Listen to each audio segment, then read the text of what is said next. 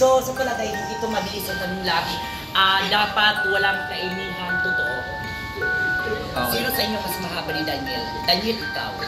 Kamusta naman ang pakiramdam ngayon na kumakaroon ng balita na hiwalay na si Francine at saka si Stephanie rin nang dahil sa kagalawan mo?